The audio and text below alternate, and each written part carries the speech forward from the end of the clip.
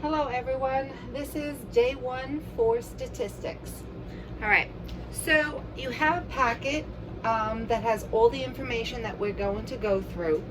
And on the first page, I have to be honest, it's going to probably take the longest to do out of all the pages.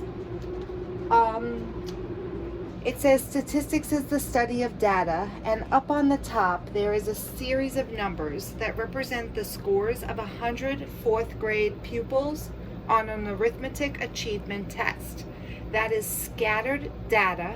No one can easily look at that data and assess, are the kids doing well, not well, are they in the higher percentile, lower percentile? You have to organize the data so that it's easy for you to make an assessment. So a set of observations like this is really difficult to find patterns, and it's not going to help us draw any inferences and make any predictions about the general population. So in data analysis, the raw data, which is in the chart on the top of the paper, is collected from a group and it's organized. It's displayed in a way that's easy to read and compare, summarized to draw conclusions about the group, and used to make any predictions about the general population. So before we begin, I have been giving out this first page for many semesters now. I never, ever put in the correct tally marks. I'm usually close, but with all those numbers, 100, I'm surely bound to make a mistake. So if I make the mistake and you don't, just let it go, all right? So, because this is the only time we're going to use this page. All right, so I'm going through my data, and I'm going to go down the columns because it's easier for me to hold the paper. The number 40 appears here, then 23, then 40 again, 51, 55, 47, 34, 51, 32, and 34. Hopefully I have no mistakes on my first column. I have 10 more columns to go. It is 40, then 61, 32, 41, 30, 55, 39, 39 again, 39 again, and 41. Second column is done, hopefully correctly. 39, 42, 38, 38, 34, 58, 41, 51, 41, and 38. Okay, hopefully I didn't mess up anywhere. 3 columns are done. I'm on my 4th column. 36, I'll put it up here because I have room there. 55, 42, 25, 46, oops, that's this one. Where am I up to? 44, 53, 39, 42, and 30. All right, so now I finished 4 columns. I'm up to my 5th column. 41, 29, 55, 23, 44,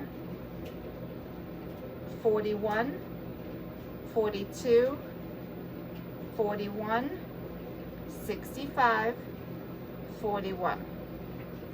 Okay, I'm at my halfway mark right now. It's taking a lot of time. 23, 30, 25,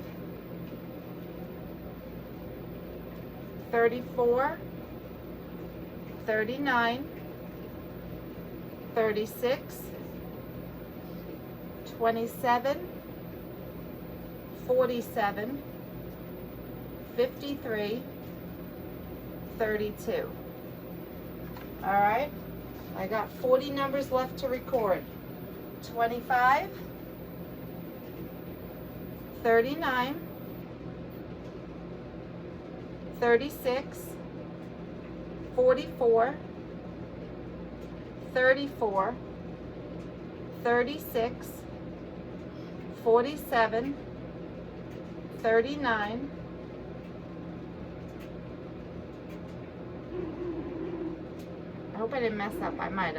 46, and 40. All right, who knows? Maybe there's a mess up, hopefully not. Next column, 30 left, 30 more numbers. I got 34, 29, 29, 44, 42, 47,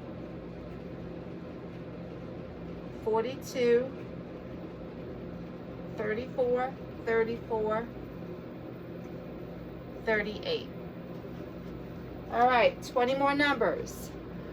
25, 34,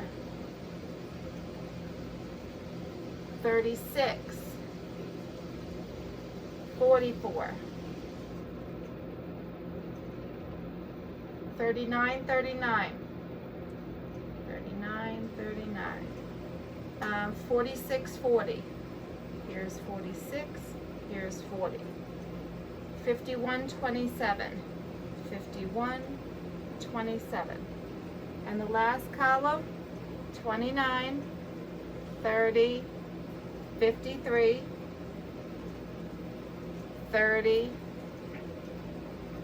49,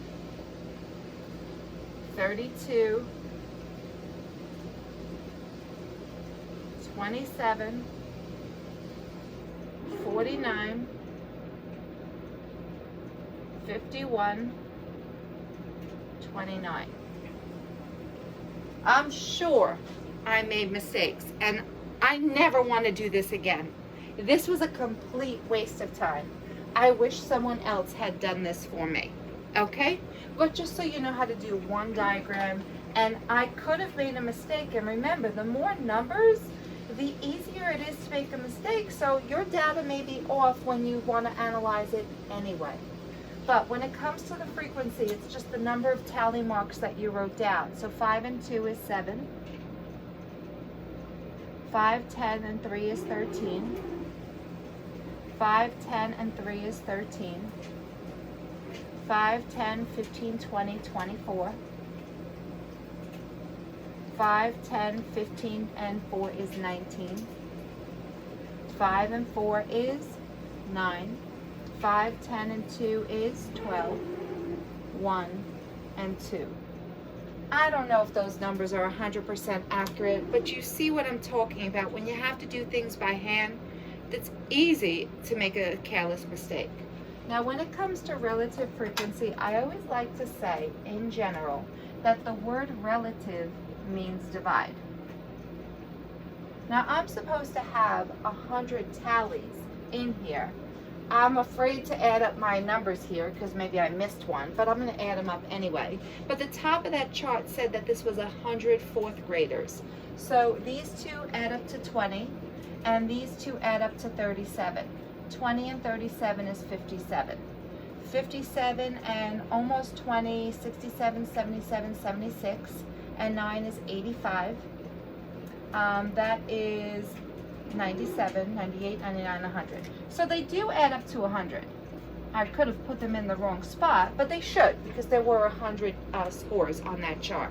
When it comes to relative frequency, you're supposed to take the frequency, which is 7, and divide it by the total frequency, which is 100. So I decided to put together a problem that I really wouldn't need to use a calculator for the division. But if you needed to use a calculator, it's just 7 divided by 100. That number is the relative frequency, 0.07. So when I get to the next one, relative frequency is the frequency divided by the total frequency. And if you pick up your calculator and you divide 13 by 100, you will get 0.13. Right? It's easy to divide by 100. Hopefully you'll see the pattern. That's why I selected this problem. So once again, the frequency is 13, and 13 divided by 100 gives you an answer that is called the relative frequency, which is 0.13. 24 divided by 100 gives you 0.24. That number is the relative frequency, and now I'm just going to go down to the bottom of the table. Remember, if the numbers were difficult to process, because dividing by 100 for many people are not difficult, and they can do it without a calculator. All right, but normally we use a calculator. We'll type in 9 divided by 100, and we'll hit equals, and we write down the answer that pops up on the calculator. So then it's 12 divided by 100. It's 1 divided by 100, and don't make a careless mistake with this. There's got to be 2 decimal places, and then there's 2 divided by 100. And that completes the table. So I'll be honest with you, I'd rather look at this table than the jumbled mess of 100 scores. Why? Because it tells me quite a number of people hover in this range, right? So that's like my target range. There are people below, there are people above. I have to help and assess these people. I have to give some extra material to these people because they're above what their the quota is for how many to get right. So maybe they can get enrichment material, but there's a tremendous amount of people here. So a lot of my lessons will be geared for that section, right? Okay. That's the end of page 1.